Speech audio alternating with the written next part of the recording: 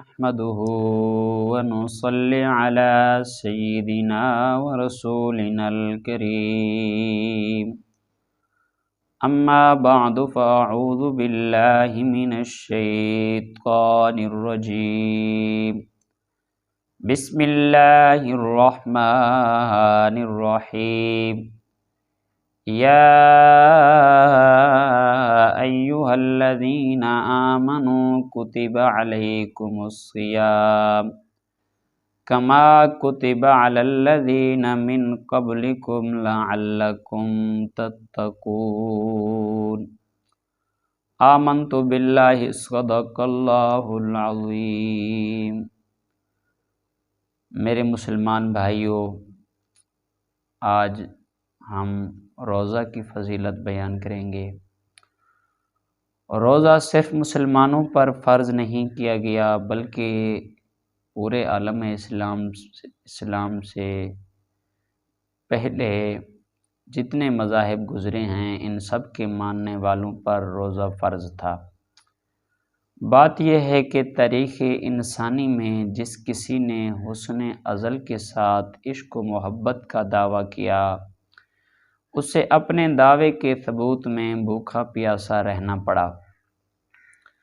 کار عشق کوئی آسان نہیں، عاشقوں کو بھوک پیاس برداشت کرنی ہی پڑتی ہے۔ جو عشق میں بھوکا پیاسا نہ رہ سکے وہ عاشق نہیں، فراڈیا ہے۔ اور اگر حسن ازل کے ساتھ محبت کا دعویٰ ہو، خالق و مالک کے ساتھ عشق کا دعویٰ ہو، تو اس دعوے کو ثابت کرنے کے لیے تو بہت کچھ پیش کرنا پڑتا ہے، مال بھی، جان بھی، اولاد بھی، نیند اور راحت بھی، عیش اور عشرت بھی۔ یہ جو ہم کلمہ طیبہ پڑھتے ہیں لا الہ الا اللہ، یہ کلمہ ہر آسمانی مذہب ماننے والے نے پڑھا، اور یہ کلمہ عشق کا کلمہ ہے۔ اس کا پڑھنے والا اقرار کرتا ہے کہ معبود ہے تو اللہ ہے، مسجود ہے تو اللہ ہے، مطلوب ہے تو اللہ ہے، محبوب ہے تو کون ہے؟ اللہ ہے۔ جب اللہ ہی کے محبوب اور مطلوب ہونے کا اقرار کر لیا تو اب اس کی محبت میں بھوکا پیاسا رہنا پڑے تو بھی آسان ہے، مال و جان قربان کرنا پڑے تو بھی آسان ہے، گردن کٹوانی پڑے تو بھی آسان ہے۔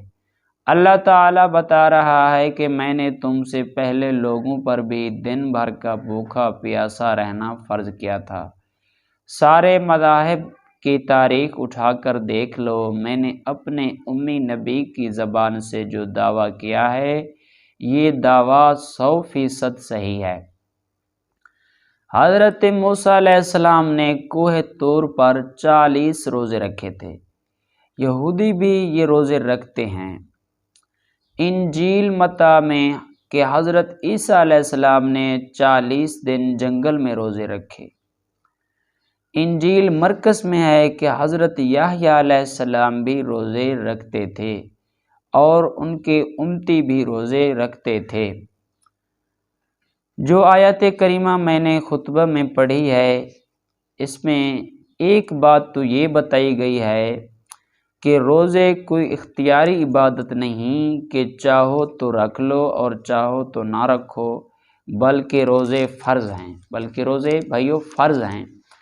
ان کا رکھنا ہر مسلمان پر فرض ہے۔ یوں تو احادیث مبارکہ میں روزے کے بہت سارے فضائل بیان کیے گئے ہیں، مگر میرے ناقص خیال میں روزہ دار کے لیے جو سب سے بڑی فضیلت بیان کی گئی ہے وہ ایک حدیث قدسی میں ہے۔ اللہ تعالیٰ فرماتا ہے انسان کا ہر عمل اس کے لیے ہے سوائے روزہ کے، روزہ میرے لیے ہے اور اس کا اجر میں خود ہوں۔ حوریں نہیں، جنت کے کسر و کسر محل نہیں، کوئی اور نعمت نہیں جسے مادی عقل سمجھ سکے، بلکہ میں خود اس کا اجر دیتا ہوں۔ یہ کون کس سے کہہ رہا ہے؟ مخدوم خادم سے نہیں، شاہ گدھا سے نہیں، بلکہ خالق مخلوق سے، معبود عبد سے اور خدا بندے سے کہہ رہا ہے۔ اور کیا کہہ رہا ہے؟ یہ کہہ رہا ہے کہ روزہ رکھ لو میں تمہارا بن جاؤں گا، روزہ رکھ لو میں تمہارا بن جاؤں گا۔ کیا زمینوں اور آسمانوں کی ساری نعمتیں، ساری برکتیں اور ساری بادشاہتیں مل کر بھی اس ایک اجر کے سامنے پیش کی جا سکتی ہیں؟ کیسا نادان ہوگا وہ شخص جو اتنے سستے سودے کو اپنی ہی غفلت اور حماقت کی نظر کر دے۔ دوسری بات، اس آیت کریمہ میں وہ بیان کی گئی ہے جو پہلے بتا چکا ہوں کہ روزے صرف تم پر نہیں بلکہ تم سے پہلے امتوں پر فرض کیے گئے تھے۔ اور آخری بات، اس آیت کریمہ میں یہ بیان کی گئی ہے کہ روزے فرض کرنے کا مقصد تمہیں تکلیف میں ڈالنا نہیں ہے۔ روزے فرض کرنا اللہ رب العزت کہہ رہا ہے کہ تمہیں تکلیف میں ڈالنا نہیں ہے، تمہاری جان کا ہلکا کرنا نہیں ہے، بلکہ روزے فرض کرنے سے اصل مقصد تمہاری بہتری ہے۔ اللہ چاہتا ہے کہ تمہارے اندر تقویٰ پیدا ہو جائے، اور جب تمہارے اندر تقویٰ پیدا ہو جائے گا تو خواہشات تم پر غالب نہیں آ سکیں گی، بلکہ تم خود خواہشات پر غالب آ جاؤ گے۔ یہ ایک مہینے کے روزے نفس کو مغلوب کرنے کی رہل سہل اور مشق ہے۔ جب پورا ایک مہینہ اللہ کی یاد میں گزرے گا، جب یہ مبارک دن کسی کے اشتیاق میں بھوکے پیاسے رہ کر صرف ہوں گے، جب یہ برکت والی راتیں کسی کے انتظار میں آنکھوں ہی میں کٹیں گی، جب کسی کے ڈر سے آنکھیں، کان اور زبان گناہ سے باز رہیں گے، تو یقیناً دل میں وہ خلش ضرور پیدا ہوگی جو حلال اور حرام میں فرق کرنے پر مجبور کر دے گی۔ پھر یقیناً باطن میں وہ نور پیدا ہوگا جس سے ظلمتیں کافور ہو جائیں گی۔ پھر یقیناً معرفت اور محبت کے آثار محسوس ہوں گے۔ اللہ کے بندو، ہم جسمانی بیماریوں سے شفا کے لیے دنیا کے ڈاکٹروں کے کہنے پر بھوکے پیاسے رہتے ہیں اور کئی چیزوں سے پرہیز کرتے ہیں اور دل پسند کھانوں سے پرہیز کر لیتے ہیں، تو کیا ہم روحانی بیماریوں سے شفا حاصل کرنے کے لیے کائنات کے سب سے بڑے حکیم کے کہنے پر صرف 1 ماہ تک بھوک پیاس برداشت نہیں کر سکتے؟ صرف 1 ماہ تک بھوک اور پیاس برداشت نہیں کر سکتے۔ اللہ اکبر! جب کہ وہ خالق و مالک ہمیں بڑی محبت سے سمجھا رہا ہے کہ فائدہ تو سراسر تمہارا ہی ہے۔ جب تم میرے حکم کے مطابق روزے رکھو گے تو میں تمہیں جہنم کی آگ سے بہت دور کر دوں گا، جنت میں تمہارے داخل ہونے کے لیے ایک دروازہ مخصوص کر دوں گا۔ تم روزے کی حالت میں مجھ سے دعا کرو گے، میں اسے قبول کر لوں گا۔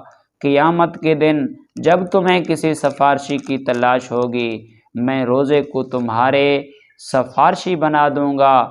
ارے پوری شرائط کے ساتھ روزہ رکھو گے تو اتنا پیار کروں گا کہ تمہارے منہ کی بو کو بھی مشک سے اور مشک سے زیادہ عبر اور مشک سے زیادہ پسند کروں گا۔